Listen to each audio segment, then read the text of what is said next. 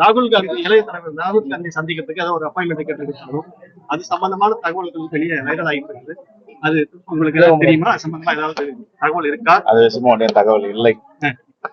பெரிய அளவுல பேசப்பட்டு இருக்குது. என்ன யாரும் தொடர்பு கொண்டு இவங்களும் பேசல.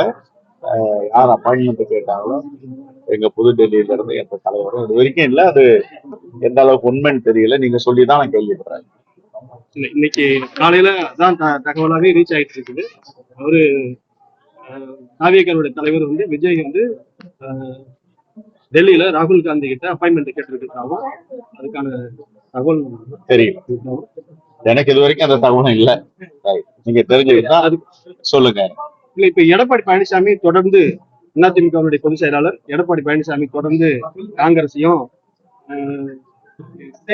திமுக கூட்டணியில் இருக்கக்கூடிய கட்சிகளையும் தொடர்ந்து விமர்சனம் பண்ணிட்டு இருக்காரு, அழைச்சிட்டு இருக்காரு, பகிரங்கமாக கூப்பிடுறாரு.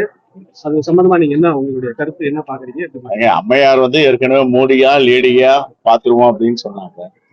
அந்த அம்மா உயிரோடு இருக்க வரைக்கும் 2016 டிசம்பர் வரைக்கும் நீட்டை உள்ள நுழைய விடல, ஜிஎஸ்டில கையொப்பமிடல, உதயமின் திட்டத்துல கையொப்பமிடல. இந்த நெருக்கடி மோடி எவ்வளவு கொடுத்தாரு, அந்த அம்மா செவிசாய்க்கல. தமிழ்நாட்டு நலன் தான் பெரியது என்று உறுதியா இருந்தாங்க.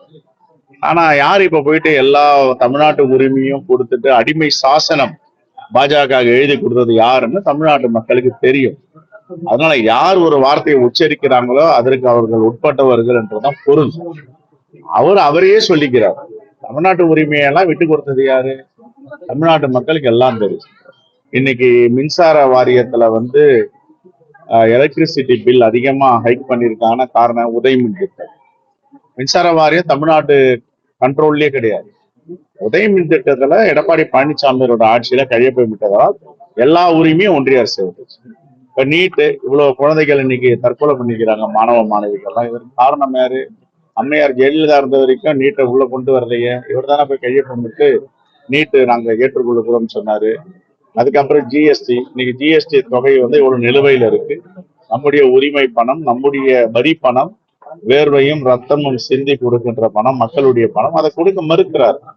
இதுக்கெல்லாம் யார் கையொப்பமிட்டது, ஏற்றுக்கொண்டது? எடப்பாடி பழனிசாமி அவர்கள் தான். இவரு எல்லா விதத்திலும் அடிமை சாசனம் எழுதி கொடுத்துட்டு இங்க இருக்கிறவங்களை குறை சொல்லிட்டு இருக்காருன்னா அது ஒரு விரல் பிறரை காட்டினால் 4 விரல் அவரை காட்டுகிறது என்பதை மறந்து விடுகிறார். திமுக கூட்டணியில் இருந்து அதாவது காங்கிரஸ தனியா பிரிக்கணும் அப்படின்ற திட்டம் ஏதாவது அவங்கள்ட்ட அஜெண்டா ஏதாவது கையில வச்சுட்டு அந்த மாதிரியான பேச்சு பேசுறாங்களா? இல்ல, எந்த திட்டமும் செயல் திட்டமாக அது மாறுமானு தெரியாது. இந்தியா கூட்டணி ரொம்ப வலிமையா இருக்கு. ஏற்கனவே சொல்லியிருக்கோம் 200 தொகுதிகள் மேல வெற்றி பெறுவோம். அதனால வலிமையா இருக்கும்போது இப்படிப்பட்ட கருத்துக்கள், இப்படிப்பட்ட செய்திகள் உலா வர்றதெல்லாம் வந்து வாடிக்கை தான். எல்லாவற்றையும் எங்கள் அகில இந்திய தலைமை பார்த்துக்கோ. பிளே ஸ்டோர் மற்றும் ஆப் ஸ்டோரில் இருந்து பாலிமர் செயலியை QR கோடு மூலம் பதிவிறக்கம் செய்யுங்கள். செய்திகளை உடனுக்குடன் பெறுங்கள்.